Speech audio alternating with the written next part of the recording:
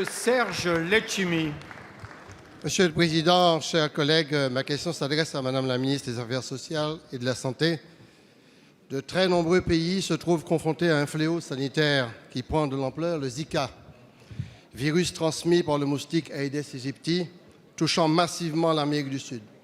Le Brésil compte déjà près de 1 500 000 cas déclarés. Les Antilles et Guyane aussi sont touchées. L'OMS a décrété hier que cette épidémie constituait une urgence de santé publique de portée mondiale.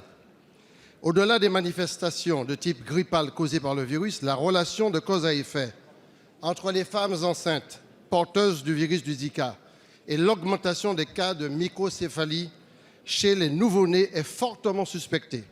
Il n'existe à ce jour aucun traitement curatif ni aucun vaccin permettant de lutter contre cette épidémie. Sur la base de l'avis formulé par le Haut Conseil de la santé publique, les pouvoirs publics ont réagi à la fois par des mesures d'information, mais aussi des mesures de prévention renforcées qui doivent être mises en œuvre pour la protection des populations. Mais nos principaux efforts doivent aussi se concentrer sur l'éradication des foyers de moustiques tigres par le biais d'une forte mobilisation locale afin d'éviter une propagation de type pandémique. Cette mobilisation impose un renforcement des moyens sur le terrain, la coordination des acteurs, des collectivités locales et des pouvoirs sanitaires locaux. C'est un travail qui est engagé, mais qui doit être amplifié.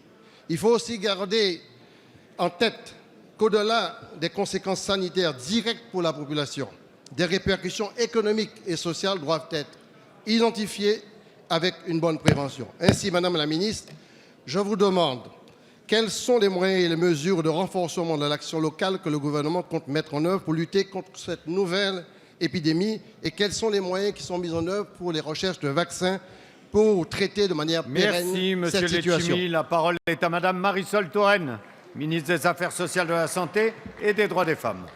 Merci, Monsieur le Président, Mesdames et Messieurs les députés, Monsieur le député Serge Letchimy. Vous l'avez indiqué, l'Organisation mondiale de la santé a annoncé hier que l'épidémie de Zika constituait une urgence de santé publique de portée internationale.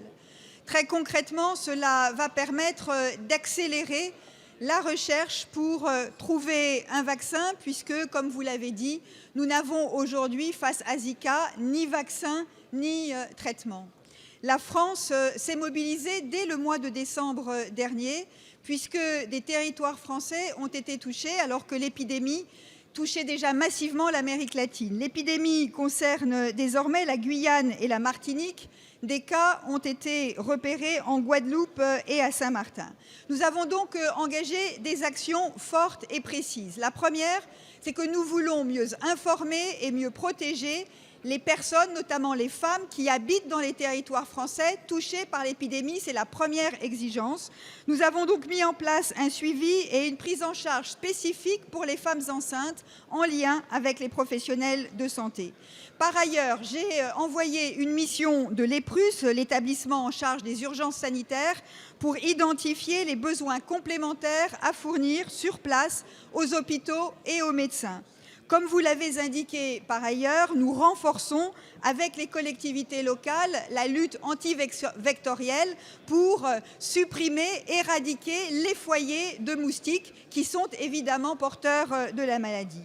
Enfin, Monsieur le député, je recevrai demain les élus, dont vous-même, à mon ministère, pour évoquer ces enjeux.